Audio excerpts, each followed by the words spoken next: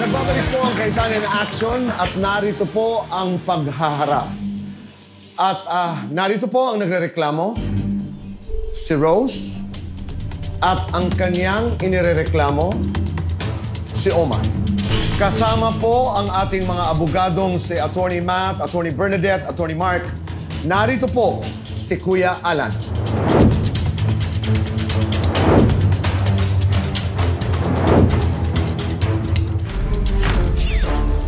Alam nyo, parating dapat meron tayong pundasyon nung pag-uusap natin, di ba? Pagsisimulan. Pero tingin ko sa kaso nito sa inyo, may mas matibay pa na pundasyon sa batas eh. Yung pagmamahal nyo sa inyong anak. Di ba? So, doon natin simulan. Mahal na mahal mo mga anak mo? Mahal na mahal mo mga anak mo? Okay. Unang kailangan maresolba, paano kayo mag-uusap o magkakasundo na hindi maapektuhan ng inyong anak? Marami kang hindi tinatanggap na totoo na galing kay Omar. Sa iyo din naman, Omar, di ba? Nakikita ko sa pagsasalita mo, nakikita ko yung pain din, no? Pero nakikita ko rin din parang, para sa mga anak namin, sige, sasantabi ko yan, di ba? Ang problema, dun at dun napupunta sa conflict niyong dalawa. It's not true that you teach your children by talking or preaching to them. You teach your children by what they see. Di ba? So kahit sabihin mong, alam mo, anak, mahal ka ng dad mo, mahal kita, pero nakita niya nag-aaway kayo. Yung pa rin ang dumidikit sa kanila. Di ba? Wala po kasi kaming komunikasyong dalawa. Bawal po siyang makipag-usap sa akin. So ang nangyayari po, hindi namin alam kung ano yung totoo po. Kung siya ba ay nagbigay o hindi. So, Omar, kailangan ba siya kausap mo o pwedeng iba kausap? Okay na lang po, yung mga bata na lang. Ba? Okay. Kasi malalaki na rin naman po yung mga anak ko. Ilang taon yung panganay mo? 25 na po na itong 25, okay. 15. Anong pangalan? Ninyo? Ninyo po. Pwede bang si Ninyo na kausapin niya? Opo. Oh. Ngayon po. Pero po kasi, Senator, yung anak ko po na si Ninyo, hindi po siya regular na umuwi sa bahay namin. Kaya ako tinatanong sa iyo yan, Rose, kasi mas komplikado talaga relationship ninyo dahil nga, meron kang kinakasama, meron siyang kinakasama. Tapos may history kayo, di ba? So, ibig sabihin, konting hindi nyo mapagkasunduan, pwede din kayong mag-away ulit, di ba? So, parang kay Omar, mas gusto niya, okay siya ng mga anak mo, okay ka sa mga anak mo, pero wag nang kayong dalawa mag-usap. Maari ba yon? Okay ba sa'yo na hindi nga ikaw ang kausap ni Omar? Okay lang po. Oh, so si Ninyo. Ninyo, okay. So, secondly, ang narinig ko kay Rose, hindi lang yung sustento na pinansyal. But yun nga, yung pag-uusap, pag-chat-chat. Lagi ko po kausap mga anak ko. Pinapayagan ba niya na magkita kayo ng mga anak mo sa Oo, labas? pinapayagan naman niya po ako. Wala namang issue doon? Opo. Sa akin, wala namang problema. Hindi ko Kaya naman lang naman kailangan tayo baliktad umabot ng sa tao. ganitong sitwasyon. Kasi nga, usapang anak na, anak ko na ang nababaliwala po. Hindi Kaya po ako nababaliwala, talaga akala mo gumagawa lang ng hakbang po para sa mga anak ko. Pero gusto ko lang sabihin sa inyong dalawa, hindi nyo na mariresolve Opo. yung kung sino ng lalaki at sinong ng Opo. babae. Yun. Kasi iba storya yung dalawa eh. Wala tayong pakialam kung sinong ng lalaki at ng Opo. babae. Di ba? Ang pakialam natin nun, insofar as kung sana magkakasundo at paano pag-uusapan yung mga bata. But since meron ka ng kinakasama, meron ka ng kinasama, di ba? Yung opinion namin sa matter na yon doesn't matter. Opo. Pero pag hindi kayo nagkasunod sa inyong mga anak, it doesn't matter kung sino tama at mali. Kasi as far as yung anak nyo, wala. So pwede rin talaga mangyari. Kung may tampo sa nanay, halimbawa, napagalitan, iba sumbong sa tatay. Pwede din ang pag may tampo naman sa'yo, iba rin ang sumbong sa'yo. Sa akin po, Senator, Oh. matagal ko na siya pinatawad. At nagpupunta na nga po ako sa kanila sa bahay ng nanay Ikaw ko. pa nagpatawad, ha? Pero pag nagsalita ka, may hugot pa rin. Hindi po. Kaya Pag lang po, nagsalita siya- Senator, kaya lang po ako nagagalit. Kasi po, yung sa anak ko po. Dalawa ang pwede natin ma-resolve tonight ayon sa reklamo mo. Una, yung financial na sustento.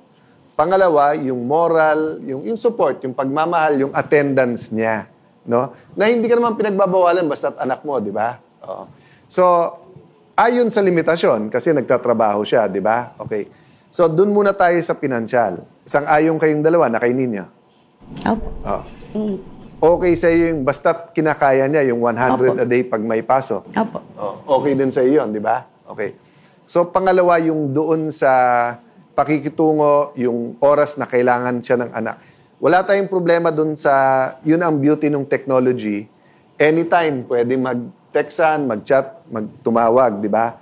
So, ang question na lang, yung mahahalagang araw, di ba? So, sa iyo, Rose, bilang nanay, ano ba expectation mo sa kanya? Every Saturday or every Sunday, do you expect na once a week, mag-lunch o dinner? Or Nasa kanya po kung ano po yung Hindi, ano available. ang minimum expectation mo Isa or na dalawang araw, ganun po. nakakaisa 2 araw ka, Omar? Sobra pa po eh. Sobra pa. Sila nga po pumupunta sa akin eh. Kasi Lagi namimiss sa mo amin. rin. Oo. So, paano mo mamomonitor, Rose, na nagkikita sila ng 1, 2, 3 beses isang linggo? Bali po kasi pag ano po, yung mga anak ko, matagal ko nang ginagta ko, 30 minutes. So hinahanap ko na po. Tinatanong ko na po yung mga kaibigan, si Russell nasaan, kasama niyo po. Ganun po. Pag wala po, nagpapachat po ako sa mga anak ko. Ano yung mga si Tanay ko, nasaan naman siya? So, ibig sabihin, alam mo kung Opo. nakila Omar siya Opo. o wala. Ang point ko, para hindi ka ma-disappoint, kumbaga, mabantayan natin, matanong natin kay Omar, kamusta na? Paano kami makakatulong na i-monitor na sumusunod nga siya ng twice a week, nagkikita man lang sila ng mga anak nila. Kasi kung nagkikita siya, hindi ka naman maniniwala at hindi mo mamomonitor, babalik at babalik na naman tayo sa gulo. Yun nga po, yung anak ko po. Yung report na lang ng Opo, anak mo opo. sa'yo. Opo. Anong araw ang off mo? Wala po eh. Hindi po ako nagde-day off. So tuloy-tuloy ang trabaho. 300 a day binibigay ko sa bata eh. Kailangan ko. May deal ako sa inyo, ha? Testingin lang natin 1 buwan.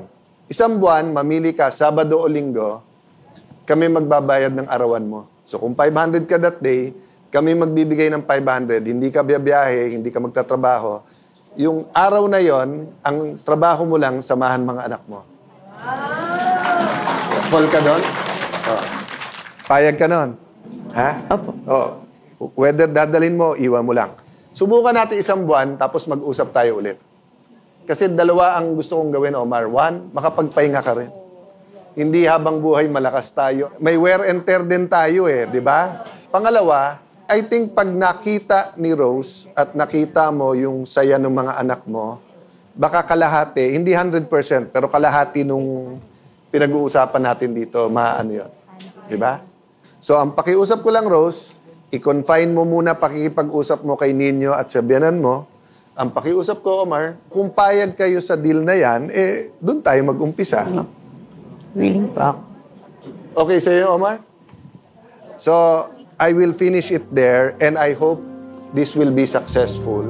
So, if we can make it work, that's 1 Filipino family less that may problema in the future, di ba?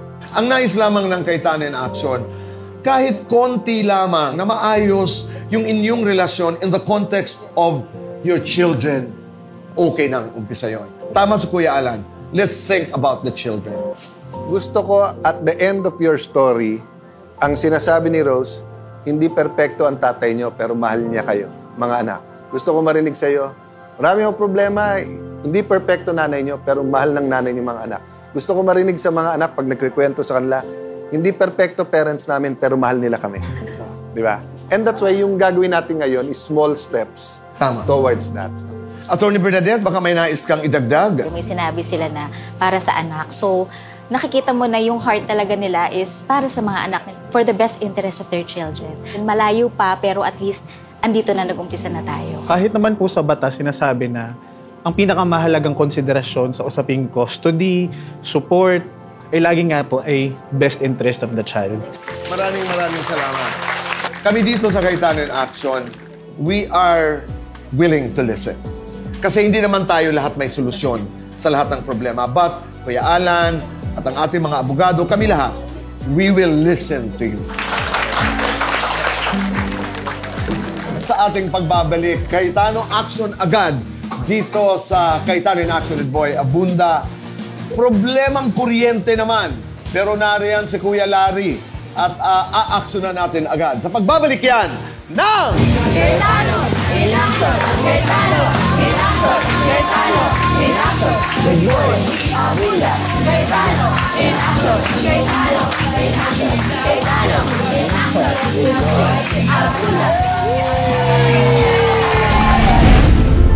Sa tulong ng Cayetano in Action with Boy Abunda, nabigyan si Omar at ang kanyang mga anak ng isang espesyal na pagkakataon para magbanding at muling buuin ang kanilang samahan bilang mag-aama.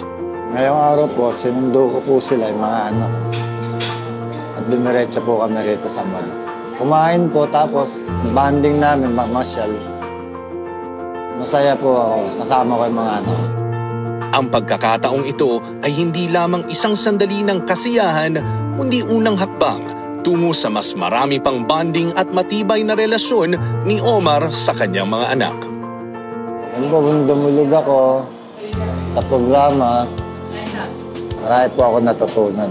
Papasalamat din ako kay Kuya Alan at kay Tito Boy, na ngayon nakakasama ko yung mga bata. Maraming salamat po.